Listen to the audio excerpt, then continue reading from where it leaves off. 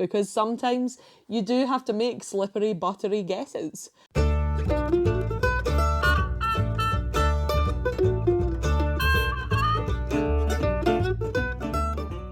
Hello and welcome to Lexitecture, a podcast about word origins and histories. My name is Ryan, and in each episode my friend Amy and I bring a new pair of words to share their stories with each other and you. You can find our past episodes and the occasional blog post on our website at lexitecture.com. Follow along with us on Twitter and Facebook at Lexitecture, and if you really like what we do, you can support the show at patreon.com/lexitecture. Today's episode, Utter Breath. Before we get started, we have good news in the time of global plague apocalypse and otherwise terrible things all around. We have two new Patreon sponsors since the last time we had one of these chats. So outstanding.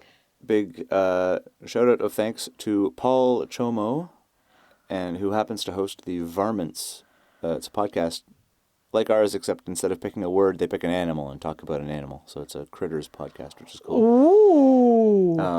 I don't... That's my official response to that description. Ooh, yeah, I don't imagine that they were inspired overall by our special episode with Helen Zaltzman where we talked about varmints, but my headcanon is that they were. So, but thanks to Paul, and also to Jeremy from Boulder, Colorado, who has more recently signed up. Paul's been patiently waiting for some recognition because it's been a while since we've actually recorded anything, but Jeremy was more recent. So yeah, two new Patreon sponsors, which is awesome. I actually thank you so much. Yes, thank you very much. I started looking into some sort of transcription things because I'd like to have episode transcripts, but our problem is sort of twofold. One is that we sort of have a casual talk over each other whenever we feel like it style to us, and also what are you talking about? We're consummate professionals. To never talk over each other. The other, as you've I know for a fact have encountered as well, and it's not just a hilarious meme about the Scottish, is that the Scottish accent is the bane of all things voice to text. It really is. Yeah, notoriously so. I've tried automated stuff on our episodes before, little snippets or whatever, and I just end up writing out I would like to see that. I just end up writing out manually every single thing you say because it just does. She didn't say hamburgers it's not there. Worth what it, is going on? But yeah. So anyway, that's one of the things I'm looking. I don't know. I quite like the fact that the Scottish accent defies machine learning. I feel like, in the Great War, that might come in useful. Oh, I was just going to say, absolutely, it will. Yeah. So. Yeah. So it'll pay off at some point. But right now, it just makes in the meantime, automatic free transcription services not available to us. So I'm looking into what we can do as far as using Patreon money to give people episode transcriptions. But I have a subscription to a transcription program called Transcribe. Oddly enough, but I use it exclusively, pretty much for. If I am studying and I have a video reference, like I much prefer to take in information by reading it than by listening to it. Oddly enough, podcast lady. Yeah. But watching a video is fine, but I like to be able to read the information if it's something that I'm trying to learn and master. So I bought a transcription pedal in order to do that for a load of courses that I have that are video based. Oh. And I also use it for in the whole global apocalypse, I am still teaching 3 days a week. Right, yeah. So in the absence of being able to actually online talk to my pupils, we're not allowed to do that in the authority that I work for like a whole bunch of procedural, protocol, legal type reasons. Yeah. So I have been making short instructional videos for various things that I've been teaching.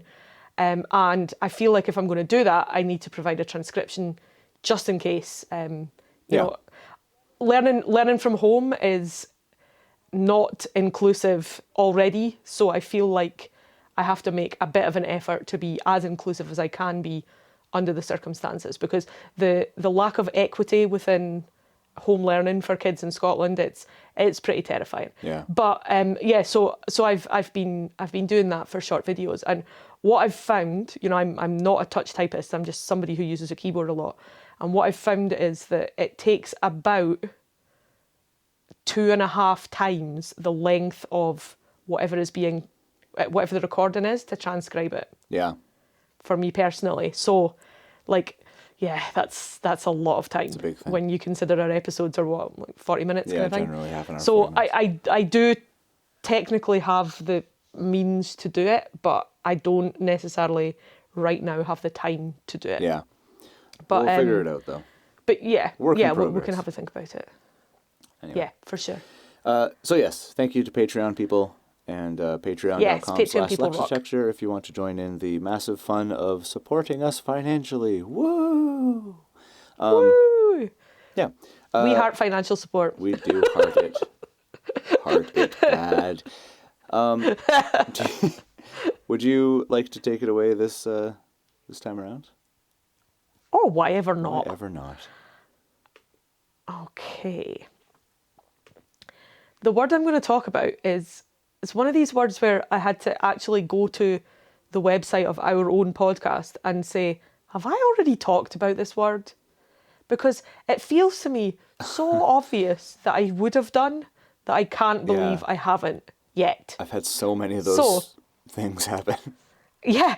I have to check our website to make sure I'm not repeating myself more often than you would think feasible. yeah, it's not. Yeah. If I'm being perfectly honest. Yeah. But so the word is breath. Oh. BREATH. Now, one of the reasons why it feels hugely implausible to me that I've never talked about this word before is because I am borderline obsessed with the process of breathing. Yeah, Ask it's totally any your of my jam. yoga students, and they will tell me, it is my raspberry, strawberry, blackberry, any flavour you can think of jam, 120%. Yeah. I spend a lot of time, not just obviously we all spend a lot of time breathing, I spend a lot of time thinking about, learning about, optimising, deconstructing and generally loving on the process of breathing. Also, and thanks to the divine Susie Dent, I do like to think of myself as a recovering prescriptivist. I'm not quite all the way to language hippie yet. Right. But I'm it's a continuum. I'm working on it. Yeah. But people who don't know the difference between breath and breathe online make me wince to the max. It's one of my all-time top pet peeves of spelling. Yeah. Rivaled only, I would say, by lead and lead, but that's just a story for another day. But yeah, breath and breathe really rips my knitting, which is a good phrase that I enjoy a great deal. That's a good phrase. So, breath. Now, what I'm finding really interesting about this word is that, I started off, it occurred to me that I hadn't talked about this word. And I don't know if you do this, but before I actually started researching, I was trying to kind of make some guesses. How old is the word breath? Right. How long have people been talking about the process of breathing? Because, fundamentally, as human beings, it's quite important. If you can't breathe, you can't do anything else, Yeah. And given that we're currently living through a global pandemic with a serious respiratory illness, that has never been more apparent than right now in this time in history. Breathing is super duper duper important. Even if you're not obsessed by it like me, learning to breathe more efficiently and more effectively positively affects every single process that your body has to process. I say that without a word of exaggeration. Mm-hmm. If you want to talk to me about it in lots of detail, then please hit me up for some chat about breathing. I'm not going to bore you with it just now because this is not a breathing podcast, but if there was anyone out there who was going to have a podcast on breathing, I'd be on that team. Yeah. I would have to, I'm thinking the person who should really have a podcast on breathing is Dr. Kathy Dooley, who is she is a chiropractor and a physician. She has recently moved from New York to Boulder in Colorado, and she's an anatomist, and she's taught me a great deal about breathing. Anyway, besides that. So I figured that people would have been talking about breathing for a very, very, very, very, very long time. Yeah. And I was actually a little bit surprised. Because what I found is that the oldest usage of the word breath doesn't technically apply to breathing. The OED gives it from around about 893. So, we're talking about a long time ago. Yeah. But the meaning that's given for this 893 citation is odour, smell, or scent. Oh. In other words, anything could have breath. Yeah. And while we might, the citation is very clear that it's about the sense of smell. And while it does, the other citations given, which range from 893 to around about 1540, do seem to be talking about the breath of people. But I found it very, very interesting that this is the oldest meaning of the word breath. And then I started to think about it and was like, actually, it's not that surprising if you think about it. Because in 893, I'm going to go out on a limb here, not being much of a historian of physiology, but I'm going to go out on a limb and say that people didn't know a great deal about physiology in 893. Right. And probably the process of breathing was something that people noticed. If their chest moves up and down, then they're probably alive. And if it doesn't, then they're probably not. But it makes really good sense to me that this word would refer to something, not quite concrete, but something that is more easily observable than the kind of subtle movement of breath. Right. If someone has sweet-smelling breath, you would notice that. If someone has foul-smelling breath, you would notice that too. So yeah, I was it makes really sense that surprised it wouldn't be the general by thing. that. It's kind of like that joke about the fish. Yeah. What the hell is water? Like, Yeah, it's sure. so basic, nobody actually bothers to write about it or really think about it, because except in exceptional, really good, really bad breath type of situations. Yeah, exactly. So the earliest, as I say, the earliest usage, the earliest meaning is breath. And then we get to the second sense given by the OED, which is an exhalation or vapour given forth by heated objects. Steam, smoke, reek. This is another obsolete usage. But once again, it's a usage that relies on observation of I keep wanting to say tangible. It's not tangible, but Yeah. observation of something that the sort of thing that people notice. So what this made me think about, an exhalation or vapour, yesterday during the thunderstorm barbecue, it got a little colder, and my friend's little girl noticed that when she breathed out, she could see her breath. Okay. Yeah. And this kind of made me think about that. You're going to have a word for that thing because you can see it. It's right there. Yeah. What's making that steam happen? Oh, it's breath.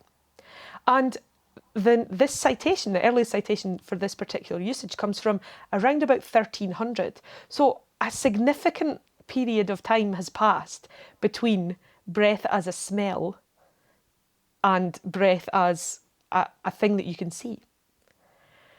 We have lovely examples here, things like both of the sea and of fresh water he draweth up the breath. Ooh. And then blood and fire and breath of smoke. I like the sense of the breath of smoke, almost as if it's alive. We then get, following on from this meaning, the air exhaled from anything or impregnated with its exhalations and retaining its characteristic odour. So there's still this intertwined sense of breath being smell. And Right. the best citation here of the ones that are given from 1874, what a student should specially see to is not to carry the breath of books with him wherever he goes. And the breath of books, It made me think of me saying to you, smell the book. Yes. Because, for people like us, the smell of books, we know it well. Fantastic, absolutely. There's a lovely short story, I've probably told you about this before. There's a lovely short story called The Man Who Wanted to Smell Books. And it's set in a sort of a near future time where libraries don't really have books anymore, except kind of a few in their basement that they can't get rid of. Right. And this extremely odd character is going from library to library asking if he can smell the books. So eventually we get to sense number 3, the air exhaled from the lungs, originally as made manifest by smell or as a visible exhalation. Hence to keep or save or spare one's breath to cool one's own porridge. And this citation, the earliest date, is from around about 1386 from Chaucer's Pardoner's Tale. Sour is the breath. So we still have this sense of odour being connected to this thing that people are observing. Yeah, you only talk about when it's noticeable. And then, yeah, sure, his breath smelling strong of alcohol. That's another one of the examples given. And then in 3b, we get generally the air received into and expelled from the lungs in the act of respiration. To draw breath, to inhale air, breathe, hence to live. And this is now the main sense which colours all others. And interestingly, we're on another whole century almost, around about 1440, before we get this sense of breathing as in the process that keeps you alive. Really? Yeah. That's really interesting. I was really surprised by it. And while it does, you can kind of logic your way through how that works and how it's going, but I didn't expect that process to have taken such a long time. Of course, we always run into, when we're looking at words that are as old as this, maybe people were using these words, we just don't have citations for them, but interesting nonetheless. I also checked out Etum Online, because it's like my most favourite site on the whole internet, and found lots and lots of beautiful thorny Old English ash letters, which, they make me happy. They give me a little nerd shiver. Yeah. And so we have Old English breath, BR, ash, thorn, odour, scent, stink, exhalation or vapour. And it says here that the Old English word for air exhaled from the lungs was ethm. So not only did breath mean smell, there was actually a different word for it in Old English in terms of the smell that comes from your mouth, from your physiological process of breathing. And we get Proto-Germanic brethas, High German bradam, and German brodem, meaning breath or steam. Etum Online suggests that this is perhaps from a Pi root, gwere, one of these incredibly unpronounceable Pi roots. Right. It's GWHRE, which they have here as to breathe or smell. Now, it's a good day when you're researching a word and you get to Etum Online and there's a Pi root, and the Pi root leads to a link, and the link gives you a whole list of cognates. Yes. Occasionally, you get yourself to a Pi root and there's no link and there are no cognates. And this was one of these occasions. Now, sometimes, depending on the story of the word that I've kind of discovered thus far at that point in my research, sometimes that's enough for me to say, you know what, I don't think I'm going to have enough to talk about if I haven't got a Pi root. I want to dive into some interesting cognates, and, my Pi research isn't that great that I'm going to be able to find that very easily without having to do a ton of other reading. So sometimes I get lazy and I say, well, that word's off the list. But this time, I really wanted to talk about this word. Yeah. So I started to do a little bit of Pi digging, and I remembered that the American Heritage Dictionary has an index of Pi roots. This is a great resource that Ryan found quite recently. So I checked out there, and I generally started to do a bit of reading about Pi dictionaries. And what I found was coming up again and again and again and again and again was Pokorny. Lots of these other resources mentioned Pokorny, as in Pokorny states X, or page such and such in Pokorny. And so, of course, I wondered who Pokorny was. Yeah. And I looked up Pokorny in the context of pie, and God bless the internet, here it is, an etymological dictionary of the Proto-Indo-European language by Julius Pokorny. PDF, Oh, so cool. whole thing. So Awesome. cool. So this is this can be found, if you're interested, on the website of the Indo-European Language Association, which is dnghu.org. Yeah, let's not go there with that. It's not hugely memorable, but that's the website of the Indo-European Language Association. And I had a little look in this. Like, it's a vast tome. It's a 3,000 page PDF. Wow. So it's a big chunky book. And I had a little look, and I'm going to warn you right now that what comes next is probably the folkiest of all folk etymology. And if people want to say, Amy, this is horseshit, I won't be offended, because I'm speculating a great deal here. And like we say it often, I'm not a linguistic academic. I haven't got any formal training in linguistics. I'm well aware that I might be about to veer into dangerously speculative water. Right. So this dictionary, as is the case with most dictionaries, is alphabetical. And because it's a PDF document, I'm scrolling through. And I always feel like you kind of lose something with scrolling. If you're flicking through a dictionary, you have more of a sense of, what's where you are, what's coming next, what's already been. Yeah.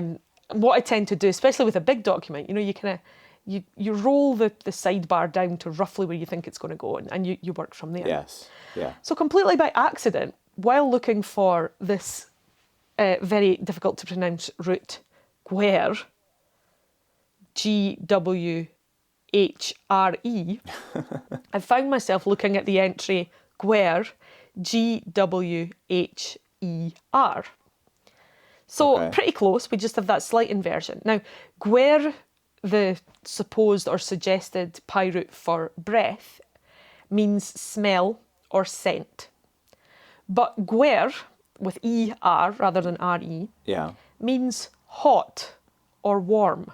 Oh. And I found that really, really interesting. So this gives us Armenian word gma, blaze or glow or heat. We get all these words in various languages. Old Persian, the heat, warm, harvest, from Greek we get theros, that's interesting. theros, meaning harvest, therome, to become hot, and thermos, warm, Right. a familiar one, and thermasa, oven. So I found that quite interesting, because when you're considering smell and when you're considering vapour or smoke, what's going to happen for those things to be going on? Well, there has to be heat somewhere. So I found myself wondering, I suppose, about the etymology of pie, about how linked and how related these different roots are. Now, I'm not nearly qualified enough to be able to answer that question, but I did find it very, very interesting in my travails through Pokorny's book that this root, so close to the root that I was looking for, has such an interestingly related meaning. Yeah. That's And very then cool. there was Gwren, which is Gwhren. Okay. And what's particularly interesting about this root, the English meaning is given by Pokorny as phrenic / soul / mind. Oh. Now, the word phrenic I'm familiar with, but you may not be familiar with the word phrenic, Phrenic, because you're probably not as interested in the anatomy of breathing as I am. But phrenic, and specifically in the human body, the phrenic nerve, innervates the diaphragm, which is the principal muscle of okay. respiration. Yeah. And the reason that the phrenic nerve is called the phrenic nerve is because the Greek word phrenos means diaphragm. Oh, well, that makes sense. Interestingly enough, I like that one because diaphragm itself comes from a Greek word, but the PHR phragm part of diaphragm and the PHR phrenic part, they're the same. Okay. So the phrenic nerve innervates the diaphragm, which helps us to breathe. And here we have this list of pirates talking about smells and heat. And the word phrenic pops up, which seems to me a particularly lovely coincidence, if it's a coincidence. And I would really, really love to know if there are any pie academics out there listening to this podcast. You probably have a lot of horrified faces and noises to go through while you listen to our stylings. But I would really love to know how related pirates are. Whether or not that's a question that can in fact be answered. Right. Or whether it's something that we just have to say, meh, who knows, could be. Yeah. But I was very pleased to find that the diaphragm came up in my etymological explorations of the word breath. That's very interesting. So cool. I love these little loopy things. I also love finding 3,000-page old obscure dictionary PDF versions online. That's super cool. I put it in the folder. Fantastic. So, you should be able to see it. Yeah, that's awesome. I do like that idea that, and same disclaimers, obviously, but just how close they are. And it's like, yeah, I mean, hot and smell and soul and, that's very interesting. I mean, it's worth pointing out that in between Gwer and Gwer, one with ER and one with RE, there are lots of other GW starting words. So if I go through, if I scroll through from GWHER, meaning hot or warm, the next entry is GWH thorn EI. Whoa. I'm not even going to attempt to No. pronounce that. Yeah, it doesn't even look like any sort of language I know of. And that one means to perish or to destroy. Well, that makes So, sense because the only way you you could pronounce that is actually just to record someone having their tongue cut out, I think. And then we get Guther, which is to run or to flow. I feel like I'm speaking Klingon, it's great. And then we get Gren, phrenic or soul or mind. Right. And then we get Kure, which is to smell or to scent. To smell or scent. So, I certainly wouldn't say that all of this whole section of the dictionary, all of these words are interrelated. Or if they are, then I'm not clever enough or well informed enough to know what those specific connections are. But I did find it very interesting. Yeah, that is very cool. Awesome. Breath. Breath. Very cool. Mine is slightly related, I guess. And it's definitely related in the sense that I had another one of those things where I was looking through this and I kind of had questions and I started researching and then I must have done this before. This is... And I think part of what it is that I'm a very sloppy researcher in that I don't document what I research all the time. Like I'll have an idea and I'll run to the OED and I'll take a look and be like, oh, that'd be a cool one. And then I will utterly neglect to do any sort of writing down of the thing that I've found or make a note to myself to look after it later. And then 3 days later, I'll be like, right, time to look into that word. Here is my equivalent sort of illustration of how much I am that person too. How many tabs do you currently have open on your phone? Like 30. It's so many. I'm counting right now. It's just so many. It's too many is what it is. But, yeah. 24. I'm Good currently grief. on 24. Yeah, it's definitely and they that. range from such topics as there's an essay by James Baldwin. There's a search for a dietary supplement that I saw advertised on TV and thought, that thing doesn't help you to lose weight, does it? There's a whole lot of etymology research. There's some biomechanics in there. There are a couple of videos of people falling over and dogs and cats doing stupid things. I feel like the browser tabs open on your phone is like a little kind of snapshot of your mind. And I don't know that mine is necessarily all that. Well, I don't know that I want other people to know about it. Yeah. She says talking about it on a podcast. Yeah, exactly. This is the wrong place to not want people to know about the thing you're talking about, but that's okay. Yeah. So and often then I think what happens some of the time is I'll then come back to those words later, and it looks familiar to me because at some point I spent an afternoon researching it and then just got lost, and so then I swear we did it already. Anyway, long story short, far too late. My word is utter. Ooh. So U-T-T-E-R. So the actual, like the first time, this is one of those ones I've been meaning to look up for kind of a while. And it's one of those sort of inducing ones that are just enough to make you interested, but not quite interested enough to actually look it up right away.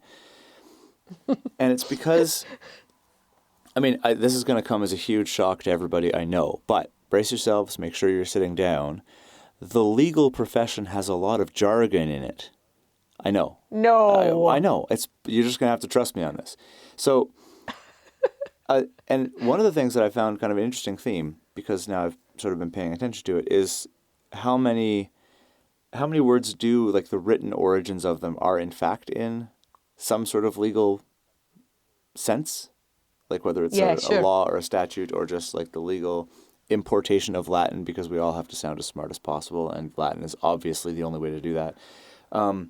I think also one of the kind of, I'd imagine one of the reasons for that is that legal documents are kept. They're important and they're stored. Well, yeah, so exactly. They are, yeah, they're really, really good sources for etymological research, I'd imagine, because, we have them. And we have them for a long, we've had them for a long time. Yeah. Cool. So the context I first sort of went, wait, is there's a charge, like a thing you can be guilty of in Canada and the charge is uttering a forged document. And I kind of went, that's weird, because when you utter something, it's an audible thing. So uttering a document seemed weird to me, and I kind of put it in that little place in my brain for weird things to go that I should look up but don't. And then I think about sometimes... That place gets clogged up a lot, doesn't it? It's just so jammed up. The door barely closes at this point. I kind of wish you could, how you can get professionals to shoot strong chemicals down your drains and clear them out when they're clogged? Sometimes I wish there was the equivalent of that for brains. Yeah. Anyway, continue. It's true. The other thing that's kind of been inducing is just how different the verb and the adjective are from each other.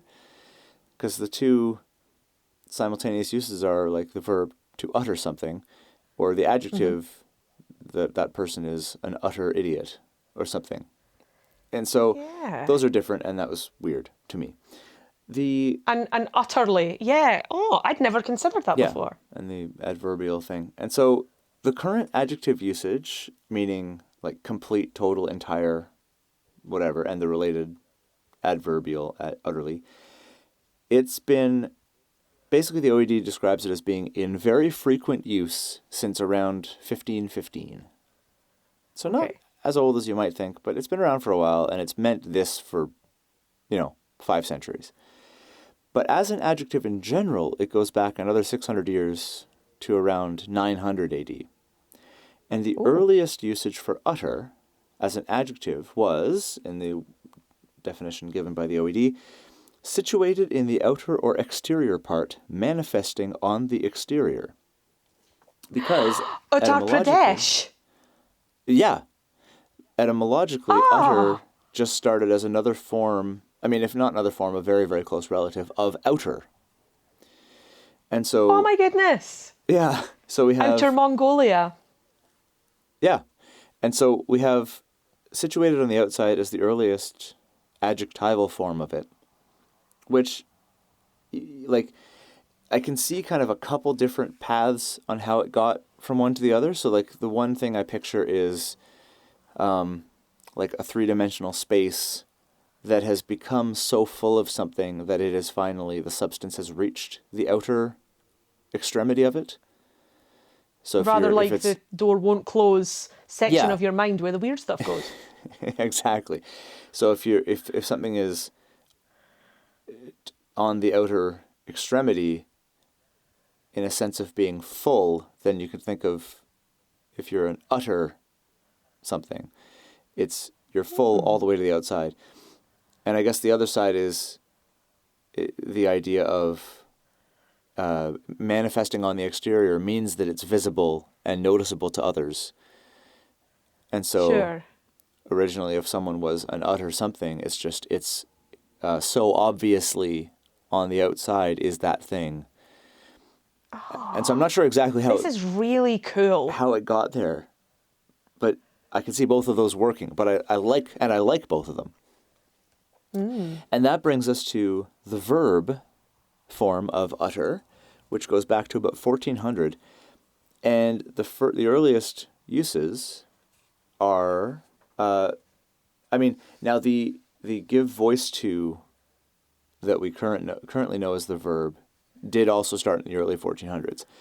But the very earliest ones in the OED, the first one in the OED, is just to publish or issue or send forth, as in to put out, to release out. As in your documents. As in uttering a document. You'd publish things. So the earliest use, like Chaucer's in there with a usage about putting something out into sort of the public market for sale.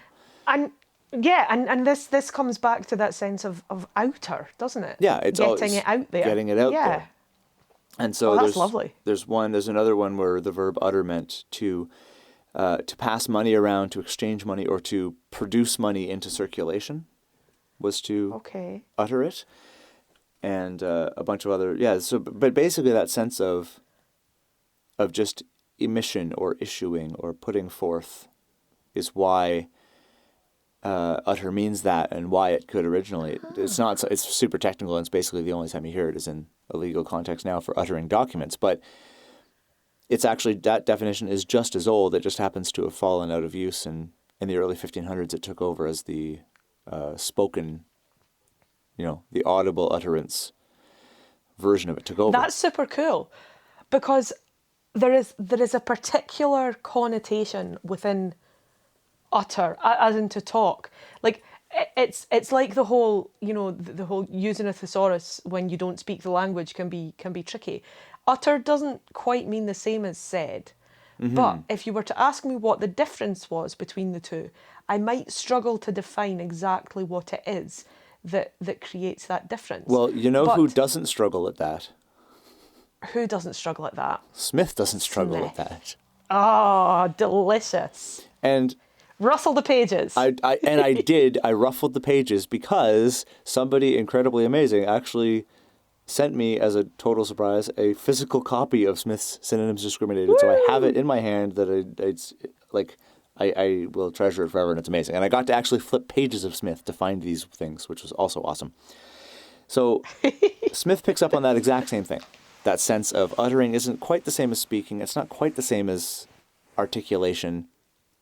But again, the question is how. And this is an absolutely perfect example of what this book is for. So utter shows up in two different places in Smith.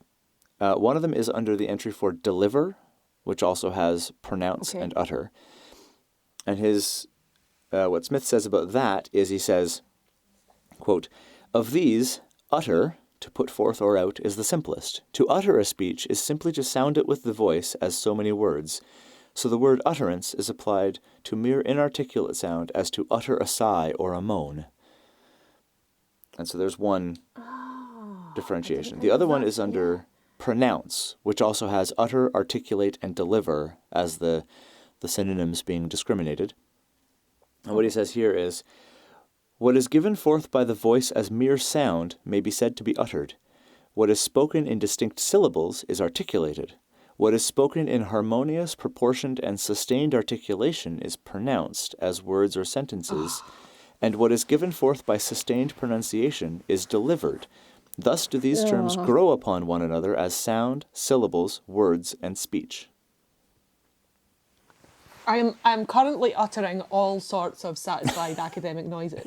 Yeah. That's just so beautiful. You know the thing is as well with Smith, I don't even care if that's true or not. Exactly. Part of my brain, when I hear a list like that, when I hear someone say so absolutely convincingly and factually these are the difference between these words.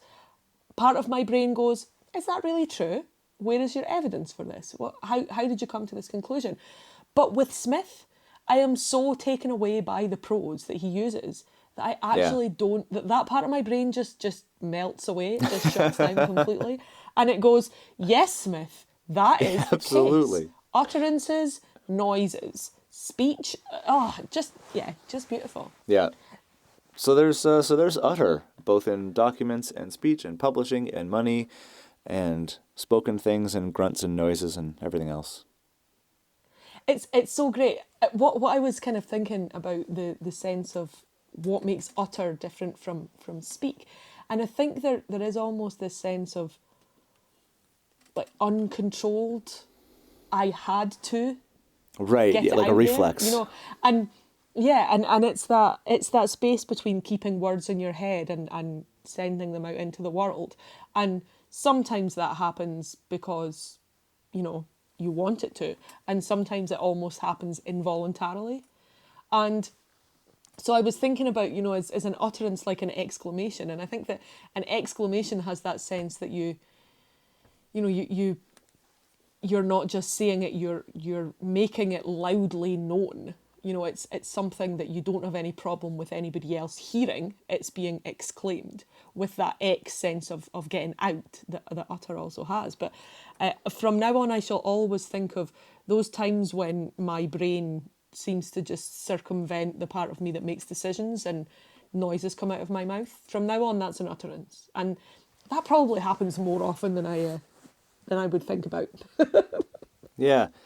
And also I just looked that's... up because it just occurred to me that one of the things I might have a question about if I was listening to this, I might go, hey, what about mutter? And because it has the same kind of general sense of not necessarily articulated, but still put out there and spoken. Not related, according to Edom Online. I haven't looked up any deeper than just quickly on Edom Online, but different from a different pi root. So maybe we'll go. Maybe that'll be another thing that we go into someday, because I think we've already done it, but haven't. But mutter and utter are not directly linguistically related, although in most senses they kind of are. But yeah, utter. Yeah. I suppose it's not entirely unlike me wading through a Pi dictionary and going, hey, they kind of sound the same. I wonder if they have any. Yeah, exactly. Because utter isn't related to mutter, and I presume it isn't related to butter either. But, you know, it would be really, really cool if it was. I want it to be so bad. Yeah, me too. Oh, that's fantastic. Love it. So, yeah. I'm really glad that etymology isn't a real science, in that, I mean, obviously it is a real, what I mean is it's not just a science, because sometimes you do have to make slippery, buttery guesses. And I guess that there's probably a lot of people who find that really dissatisfactory, but for me, it's all part of the charm. Yeah, it definitely is.